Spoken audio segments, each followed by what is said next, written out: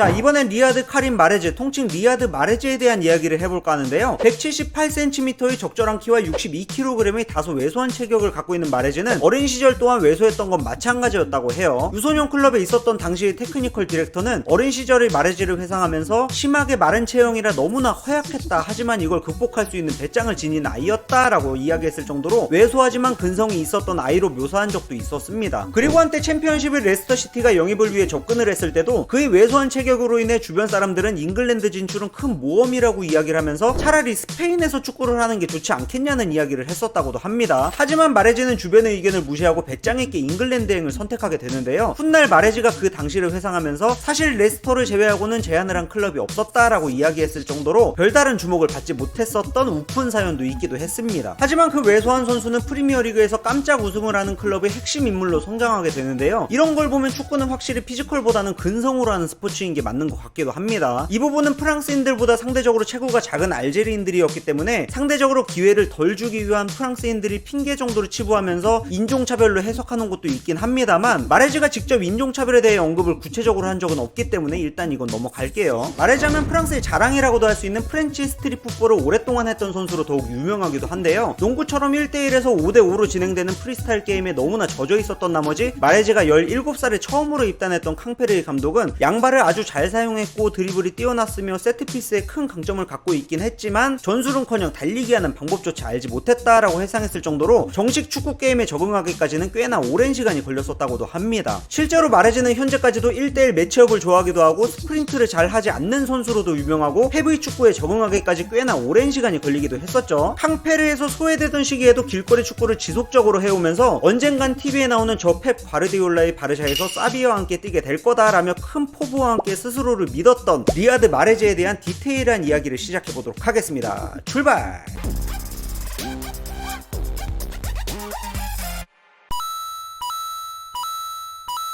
자, 마레즈는 프랑스의 사르셀이라는 곳에서 태어났다고 하는데요. 약 6만여 명이 거주하는 이 도시는 마그레브라 불리우는 튀니지, 리비아, 알제리, 모로코, 모리타니 등의 북아메리카 국가의 이주민들이 주로 거주하고 있고 카리브해 및 서아프리카 출신의 이주민들 또한 거주하고 있다고도 하는데요. 이곳에서 나고 자란 대표적인 축구 선수로는 마레즈와 벤 예데르, 그리고 메뉴와 계약한 적이 있었던 알리우 트라오레 등이 있다고도 합니다. 마레즈의 아버지는 전직 알제리 축구 선수였으며 마레즈가 어린 시절에는 전기기사로 재직한 적이 있었고 튀니지와 알제리의 혼혈로 태어난 어머니는 병원 청소부 일을 하셨었다고도 해요. 15세 시절에 아버지가 심장마비로 돌아가시기 전까지는 맞벌이 가정이었던 관계로 유복하진 않았지만 그렇다고 특별히 가난한 가정도 아니었다고 마레즈가 직접 밝힌 적이 있었는데요. 아버지가 돌아가시고 난 이후부터는 생활고에 시달리기 시작했던 관계로 주중에는 항구에서 고기잡이 아르바이트를 했어야 했다고도 합니다. 하지만 이 시기가 결과적으로 불우했다고도 볼 수는 없는 게 늘 축구공을 들고 다니면서 물고기잡이를 했던 관계로 17세가 되던 무렵에는 우연히 르 아브르의 관계자가 마레즈와 마주쳤고 그래서 호기심이 생겼고 그 자리에서 마레즈의 축구 스킬을 본 후에 곧바로 르 아브르와 정식 프로 계약을 체결하게 됐었다고도 합니다. 그러니까 굉장히 운이 좋았었던 거죠. 다시 이야기는 마레즈의 6세 시절로 돌아와서 전직 축구 선수였던 마레즈의 아버지는 마레즈가 축구를 할 수 있도록 도와줬다고도 해요. 13살이 되던 무렵에 셀레스의 유소년 아마추어 클럽에 입단하면서 축구를 정식으로 배우기 시작하긴 하지만 훈련과 경기가 자주 있었던 게 아니었기 때문에 마레즈는 축구장보다는 길거리에서 축구를 하는 시간이 더욱 길었었다고도 합니다. 참고로 유럽 대부분의 나라는 유소년 축구 시스템이 본격적으로 자리 잡아오면서 길거리 축구가 사라지다시피 했지만 프랑스의 길거리 축구는 여전히 그 명맥을 이어오고 있는 중이라고 하는데요. 이로 인해서 길거리 축구의 레벨은 현재 브라질과 양대 산맥이라고 불리울 정도로 성장해 있는 상태고 훗날 마레즈는 길거리 축구가 완전히 사라진 영국과는 다르게 프랑스의 길거리 도처에는 여전히 축구 골대와 축구를 즐기는 젊은 청년들이 넘쳐나고 있고 이 때문에 인재를 구하려거든 프랑스의 길거리로 가봐라 라고 이야기했을 정도로 길거리 축구 문화를 매우 사랑하는 선수이기도 합니다. 아무튼 마레즈는 15살이 되었을 땐 20살 이상의 형들과 함께 축구를 해도 뒤지지 않을 정도로 개인기 및 슈팅 스킬이 향상되었기 때문에 5살 이상 많은 형들이 함께 축구를 해줬다고도 하는데요. 하루 종일 축구를 하고도 모자라서 불 꺼진 셀레스의 실내 훈련장에서 새벽 4시까지 연습을 했을 정도로 자신이 할 수 있는 한도 내에서 최대한의 노력을 했었다고도 해요. 시간이 조금 더 흘러서 17살이 되던 2009년도의 마레즈는 당시 4부 리그에 있던 캉페르에 가서 입단 테스트를 받게 되는데요. 하지만 길거리 축구를 너무나 오래 했던 나머지 정식 축구 경기가 익숙하지 않았던 마레즈의 플레이 스타일 때문에 캉페르 측은 정식 계약을 망설이게 되는데요. 이유는 그 당시 마레즈는 벌써 17살이었음에도 불구하고 전술 이해도가 백지 상태나 다름없는 수준이었고 심지어 스프린트하는 방법이나 그걸 해야 하는 이유에 대해서도 몰랐다고도 해요. 그저 개인기를 활용한 1대1 돌파 이후에 슈팅만 반복했었다고 하니까 말이죠. 여기에 너무나 왜소했던 체격이었기 때문에 캉페르 측은 정식 계약을 계속 미루면서 그 당시 7부 리그에 있던 B팀에서 뛰게 해줬다고 합니다. 정식 계약을 체결해주지 않아 실망한 마레즈는 캉페르와 파트타임으로 뛰기 시작한 지 반년밖에 되지 않은 시점이었던 2010년 1월에 팀을 떠나기로 결심하게 되는데요. 이때 에이전트는 뜬금없이 스코틀랜드의 세인트 미렌이라는 클럽에서 입단 테스트를 받길 권유했고 아직 18살 생일이 지나지 않은 마레즈는 그 말을 듣고 영국 축구에 도전하러 떠나게 됩니다. 하지만 현실은 가혹했습니다. 23세 이하 팀에서 총 4경기의 테스트를 받으면서 7골이나 성공시켰던 마레즈였긴 했습니다만 스코틀랜드의 1월은 너무나 추웠고 영어를 전혀 할 줄 몰라서 누구와도 대화를 하지 못했었다고도 해요. 그리고 프랑스와는 다르게 몸싸움이 너무 심했었던 관계로 도저히 적응할 수가 없었고 이로 인해 마레즈는 에이전트에게 전화해서 못할 것 같다는 말을 했었다고도 합니다. 그래서 에이전트가 프랑스로 돌아올 수 있도록 빠른 비행기편을 준비해주게 되는데요. 세인트 미렌의 훈련장에 축구화를 두고 왔던 마레즈는 부랴부랴 자전거를 타고 훈련장으로 가서 축구화를 챙겨오면서 다시는 영국으로 돌아오지 않으리라는 다짐을 했었다고도 합니다. 축봉!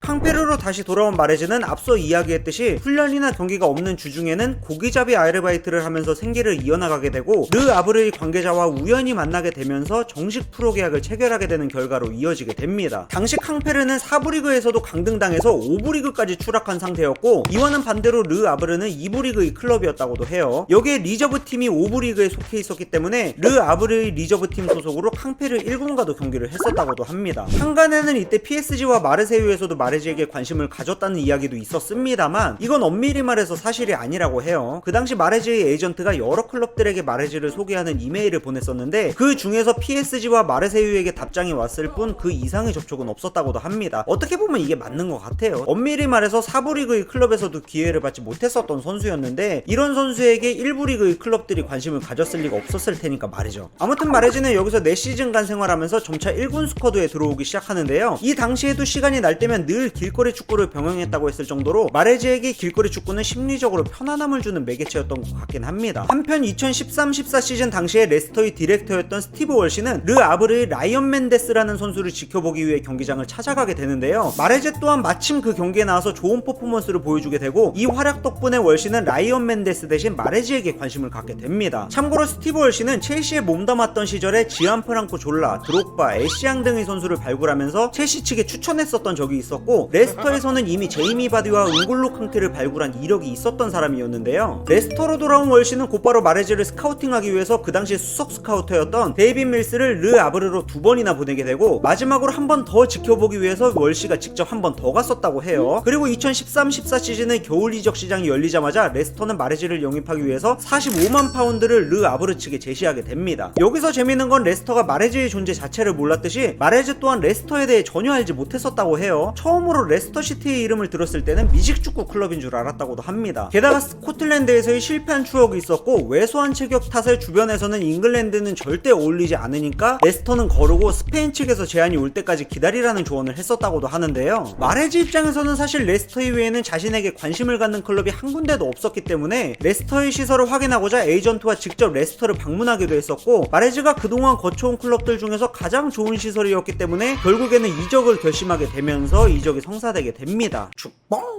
훗날 마레즈는 이 당시를 가리켜서 이렇게 이야기를 합니다. 사람 일 참 모르는 게 다시는 영국에 오지 않겠다고 다짐했건만 이런 식으로 또다시 영국으로 올 줄 몰랐다 라고 말이죠. 얼떨결에 합류한 레스터에서 마레즈는 바디와 캉테를 만나게 되는데요. 이 3명의 선수들 모두 엘리트 코스를 받지 못한 선수들이었기 때문에 전술에 대한 이해도가 부족하긴 마찬가지였다고 해요. 하지만 날 것 같은 플레이를 한다는 이 공통점이 좋은 시너지가 나서 훌륭한 호흡을 보여주게 되고 비록 마레즈는 챔피언십의 후반기부터 합류하긴 했지만 3골 4도움을 기록하면서 레스터의 프리미어리그 승격을 도우게 됩니다. 그리고 나중에는 기적같은 프리미어리그 우승까지도 달성할 수 있게 돼요. 하지만 홈에서만 좋은 활약을 보여줬던 탓에 팬들은 반쪽짜리 선수라는 비판을 하기도 하는데요. 이에 대해 마레즈는 다른 구장과는 다르게 레스터의 홈구장인 킴파워 스타디움은 폭이 넓어서 할 수 있는 게 많아진다라며 환경에 따라 기복 있는 퍼포먼스를 보여주는 점에 대해서도 인정하기도 합니다. 마레즈는 레스터의 활약을 인정받아서 로마, 비아레알 등의 클럽들이 접근하기도 하지만 잉글랜드 생활이 완벽하게 만족스러웠다는 이유로 거절하게 되는데요. 했는데요. 한편 맨시티는 그 당시 알렉시스 산체스의 영입에 있어서 터무니없이 높은 금액을 책정한 아스날에게 시장 가치보다 높은 금액은 지불하지 않겠다라면서 산체스의 영입을 포기하고 마레즈로 타겟을 바꾸게 됩니다. 하지만 2017-18 시즌의 여름 이적 시장에서 레스터의 철벽 같은 거절로 영입을 실패하게 되는데요. 헤베의 바르샤를 동경했던 마레즈는 이어진 겨울 이적 시장에서 레스터 측에게 직접 이적을 신청했을 정도로 적극적으로 움직여주기도 했지만 레스터는 여전히 9,500만 파운드라는 터무니없는 금액을 고수하면서 이적이 무산되게 됩니다. 그럼에도 불구하고 포기하지 않은 맨시티는 다음 시즌인 2018-19 여름 이적 시장에서 또다시 레스터 측에게 접근했고 결국 레스터가 놔주는 걸 선택하면서 맨시티는 마레즈를